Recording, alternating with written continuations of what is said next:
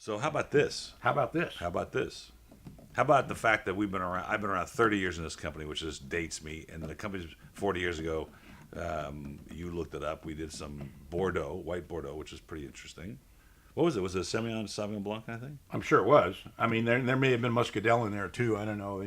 That's like the grape nobody talks about, but everybody uses. Use it because it gives us some backbone. And then the red wine was from Firestone, which Firestone was probably really young then. Well, absolutely. 78. I think their first vintage was 72 or 3. Yeah. So and just to call it red wine, and from that part of the state, there wasn't a lot of red wines. They were usually thin and acidic. But so here we do have nothing anywhere related. I can't even do a segue with this wine because it's Oregon.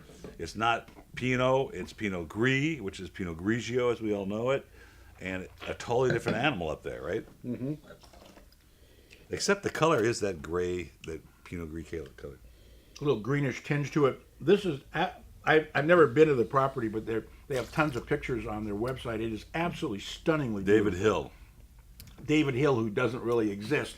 It's owned by a Hungarian or Polish family. It was originally owned by a guy named something David, and it was on a hill, so they call it David's Hill. So, but you're looking around. Well, who's David Hill? Well, he doesn't. I'm sure there's a David Hill out there, but he got nothing to do with this winery. It doesn't really make any difference because the wine's Do you think out that of they the hired like a really expensive designer to make that label? I mean, come on. Today's environment. I'm just drinking the wine, not the label. And I like what this. It does have an old world character about it. So that it really does. Sort of I mean, and I think for as much as the Pinot Noirs from Oregon are heralded, and they should be. They're very vintage specific, whereas kind of year in and year out they can make great Pinot Gris. And this when that thing's sitting on your tongue, it's voluminous with flavors. Mm-hmm.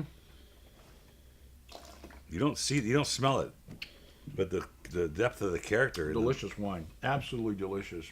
$24.99 on the shelf, $12.99 reorder price, and I'm at a 96. I'm getting pears, kind of stuff. Well, I'm going to do a 97 after the beeping, and that's the William Hill. David Hill. David Hill from Willamette Valley. Cheers.